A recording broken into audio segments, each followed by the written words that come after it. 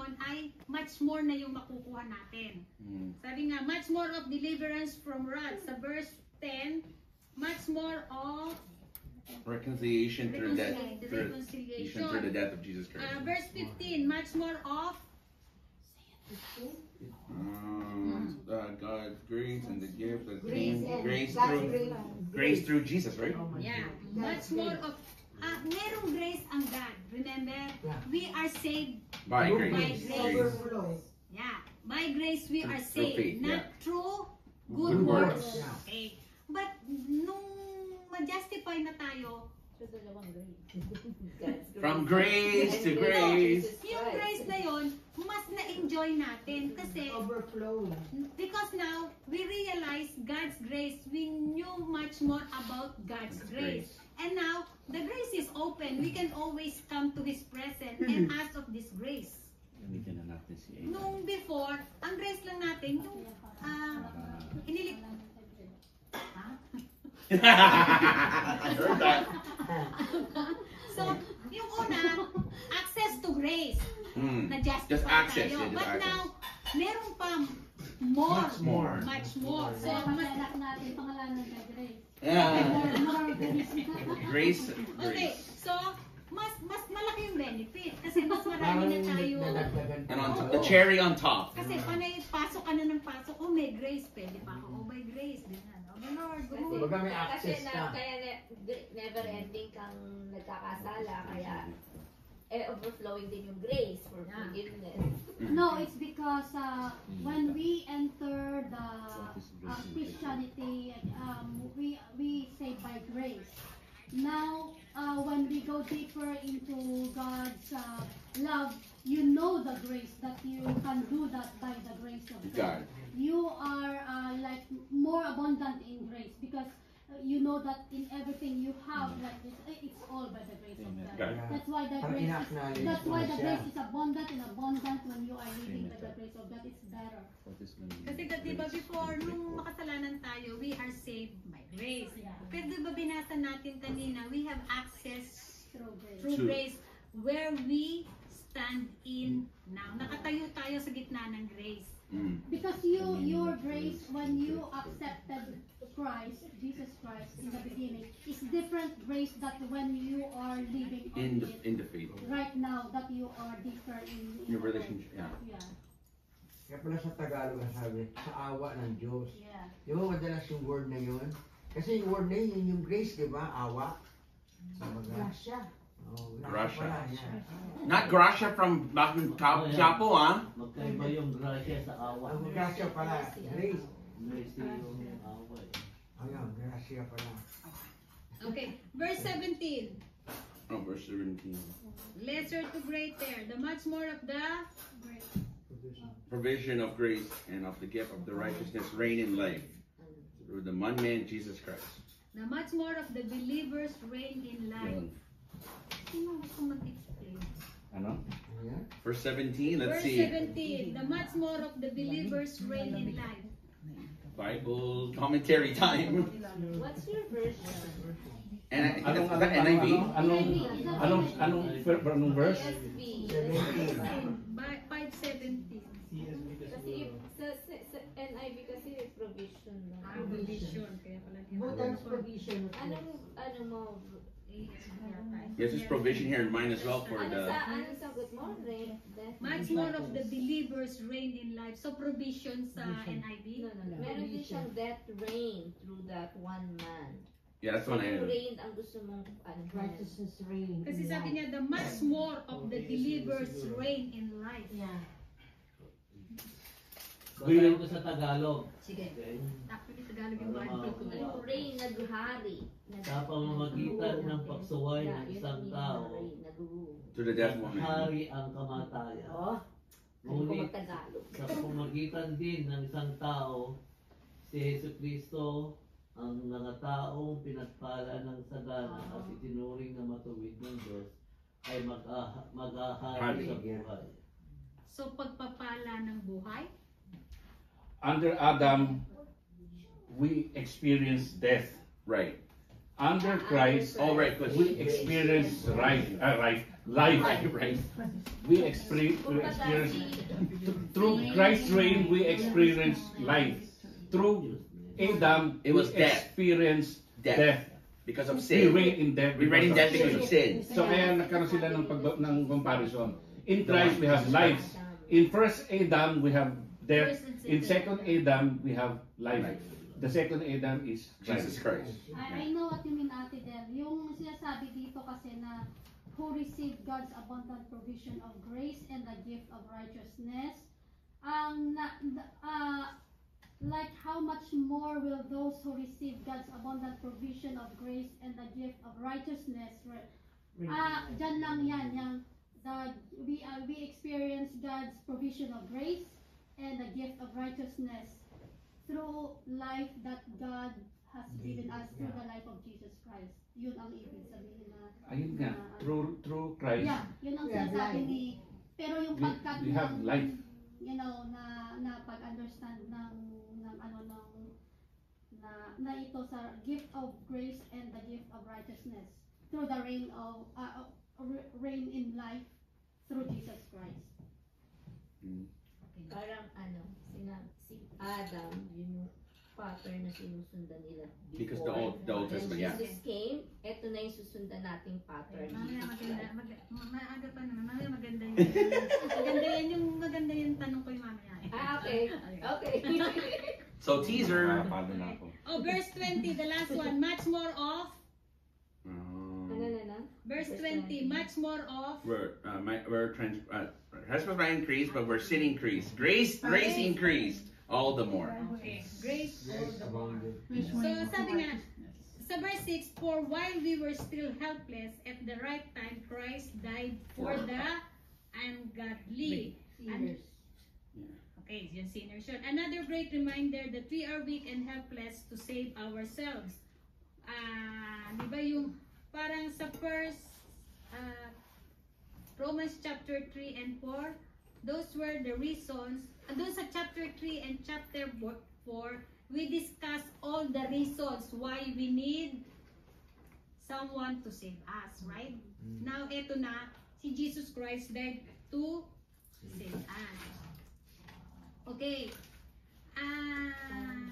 Pakibasa yung verse 7. So, ano na yun, meron tayong, yun yung konting points lang na chapter 5 that justification through faith, meron tayong peace, meron tayong access to grace, we are hope, then we have a different perspective of what's happening with us true children of God. So, for verse chapter 7, let's go just on discussion. Chapter 7? 5 verse 7. Chapter 5 Verse 7. Sino si chapter 7? Ikaw ba? Natakot siya. Allah. Don't ruin my day. Kasi parang ano to yung 5, ang continuation Oo niya. nga. Kasi Nasa continuation 6. talaga siya lahat. Kasi meron akong binasa, itatakil yung first half ng 6. Sabi ko, ay. Nope, don't say that. Pakibasa yung verse 7. All of us. Verse 7. Well, Allah, what is this? No, isa lang. Pakibasa silently. Oh, silently. And then Kevin, basahin mo na. Okay. I have a right. I have my right hand. Okay. Are we all done reading it? Okay. Very rarely will anyone die for a righteous person, though for a good person, someone might possibly dare to die. That's what it says. Basahin mo pati 8. Tagalogin mo nga, No, Kevin. 7 lang. 7 lang. 7 lang muna, 7. Yeah, so Okay lang, parang, kasi nung maski pa ulit-ulit kong basahin, sabi ko, why Yeah, again. Yeah, very rarely will anyone die for a righteous person. Rarely, right? Very rare. Not just rarely, very rarely. Someone will die for a righteous person. But Though for a good person, someone might possibly dare to die. okay. Kasi marami na ingit sa righteous. Sige, Romans ano lang ito, 5:7. for the sake lang. Yeah. Kasi For parang- curiosity, right? Curiosity. Curiosity. Which one is better, the righteous or the good? Right, choose, right, choose. Remember, no one is righteous.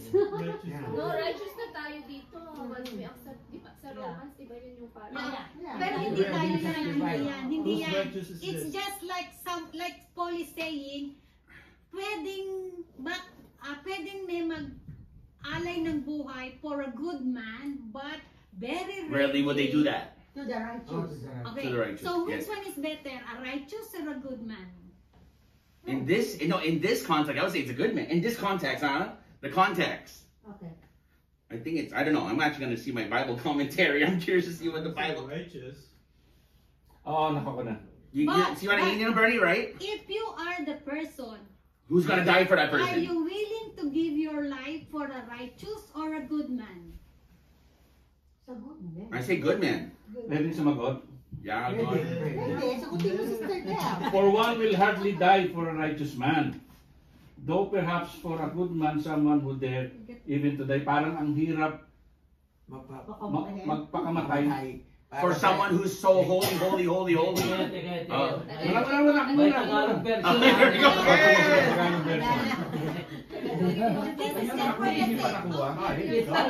Basahin ko sa ente. Seven. Mas maliwanag. Yeah, okay. Okay. Seven only. Chapter 5 of Romans. Mahirap mangyaring ialay ni naman ang kanyang buhay alang-alang sa isang taong matuwid. Oh, there's someone that's very. Kahit na maaring may mga na gumawa nito, alang-alang sa isang taong mabuti. Mga See? hati, sabihin nyo. I'm just reading. Yeah. Okay, which one is better, the righteous or the good? And if you are willing to give your life, are you giving it for the righteous person or the for the good good person? person? Kasi yung good, di ba? Yung good, hindi naman yan. Pinapahirapan natin kung babasahin natin yung wala tayong problema. I'm not reading it. Yeah. Yeah, Sige, kasi- basahin mo na. I'm just reading. I'm just. Yun Yeah. yung, ano nun eh, context nung Oh. yung Okay, basahin mo. Sige. No, kasi what I'm saying is like, why would I give, parang for me, when I read that verse, just the verse 7, I think a righteous man is better than the good man. But why will I give my life for a good man instead of a righteous man? Oo. Ito Eh, na kasi yung isa lang no ang one pwede is gumawa righteous. nun. Because no Isa one lang is ang pwede righteous. gumawa nun. Yung si Jesus. Correct. Because Yun no one is yun. righteous. One good. Kasi Yeah. ang righteous man, he's a righteous already. Yeah. A good man, even as a good man, is still sinner. Tayo sa pang-ano, So, tayo pang yeah. good. Sa normal na tao lang So the thing is, only I, one person I have can do it, that, the commentary. which is Christ Jesus. I have a Yeah, go. I'm Ayun yun. waiting. I have a funny thing in there. Funny. Funny. Sa righteous kasi, it's very rarely that people are going to Die for that person. Die for that person because they always think good. They always Always right. They always think right, and they choose the right thing. All the time, For right, the right, good, right. for the Parang good person, boasting, di ba? possibly, tatakbo yun na may sasakyan, o wala sa isip niya, mapabangga siya. but that's why there's many people who will going to, like, many people who will die for the good man, but rarely people who will going to die for the righteous man. Which is what the meaning is. I'm just It's waiting. I'm not even saying anything impossible yet. for a person to save an unrighteous man. So ang pinag-uusapan dito, si Christ lang ang may kasi si Christ yung tinutukoy dito eh. Si Christ yung sinasabi diyan. Hindi lamang righteous ang kayang Magbigay ng isip ni Lord, kahit yung makasalanan, kaya niya kasi isa lang may kakayanan na gumawa nun. So yung Romans 5:7-8 pertains to Christ. Oh, this is what the 28. That pertains to Christ. diba? Read it. There's something. Hindi, wag muna. What's the difference between the righteous and the good man? Job is righteous. Righteous is same. Yun ang Good difference. man is good man. Yeah. Or maybe good man No. is Hindi byproduct natin of being pinag-uusapan righteous. yung righteous man muna. What is the difference? Yung ano lang, normal na. Holy, Normal right? meaning. Perfect, right? Una, Righteous, una, perfect. Ang righteous, Saved. tama yung ginagawa. All the time. Yung Good. yung good, Sometimes. mabuti lang ang ginagawa. Sometimes. Mabait niyang ginagawa. Sometimes he does Pero good. hindi siya righteous. Righteous. The same thing as Robin Hood. Nasa is not righteous, but he's making good deeds. Yeah, good. Di ba? But he's not righteous. But it's So actually there's a difference between good and the righteous talagang Good is nung better Old than Testament hindi ka pwede In this maging context, that's righteous. what I'm saying. Talagang righteous ka, no, morally correct. it's perfect. Good, Clean. morally correct as well, but you're also doing other things. Yeah. Mayawag siyang mayawag siya. We have the AI. Kasi ang righteous from the word right, you're always He's right. That's what I'm saying. You're perfect, no flaws. You're No, doing no, what no. even you're doing what even you're You not do everything. right. You do everything. Not just morally correct. Lagi ka na lang sa right. You're talking about everything. No. No. If you're gonna go on the open quotation righteous, Open it's quotation. not always right. Right. There are people who said they're righteous in an open and closed quotation. Positions. He is only righteous because he thinks He is righteous. but he is not Not righteous. Kasi ang tanong mo, what is the difference between righteous? Hindi mo sinabing may righteous ba talagang tao? Ay, doon lang kami pumasi, di ba? Righteous and is good. always right. Kasi No, the I'm word just is righteous. No. No, that's Talagang ang righteous, wala siyang no blemish. No flaws, It's right? always right. Pero kung titignan mo, is everybody's righteous? No. Nobody. Naging righteous lang tayo through justification of No, faith, hindi na through grace. pinag-usapan natin. Kaya nga, pag sinabing righteous, there's no per se, no blemish, and spotless. Ibig sabihin overall. Talagang Perfect, right? Walang, Perfect. 100%. Walang I just Yes. mentioned that because the you just say is righteous is always right. Okay, Yes. Lynette. dictionary Ah, speaking. I'm just reading Righteous commentary right is now. perfect. Righteous is always right. In the dictionary, yeah. Dictionary speaking. Biblically speaking, righteous are people that accepted Jesus Jesus Christ. Christ as personal Savior and Lord. They become righteous before So God. what is the definition Now, of righteous? Here we go. Keep on going. So what is the difference? The difference between righteous and the good, In the good biblical way. in biblical way, Ah, good people that are Yeah, like commentary. Going to do good everything works. like everything any person okay that didn't accept Christ, they are considered good people because the Bible will not say they are bad. They are not Hindi, bad people. ulit na So they sinasabi. will just say the biblically they will be good people. But those Christians who are accepted Christ are considered righteous, Righteous. because we are justified Through by faith all that stuff. through Jesus Christ. Mhm. So we considered righteous. That's the difference between righteous Sis. and So what did good. are you reading the commentary? Ulit mo lang. Oh, commentary time. Sinasabi Ang niya. sagot, ang tanong ni Delia, Oo. ano ang mas mabuti? Righteous or good? Sa verse na yan, the good is better. In that context. Kasi may nagbibigay ng Because buhay. ang righteous man daw dyan, walang feelings. Feeling na Mm. lang, boasting yung pagiging righteous niya. Mm. Righteous in his personal life, but perhaps lacking in feelings for others. Yes. While the Walang good man ano, goes sarili. beyond the Walang other man compassion. by also being kind and ano siya, Compassionate. compassionate. Ah. Yeah. So, That's it. so ang tanong dyan, ano yung explanation sa verse na yan? Kasi sinabi niya kasi, what is the difference between Yun yung righteous and sagot. good?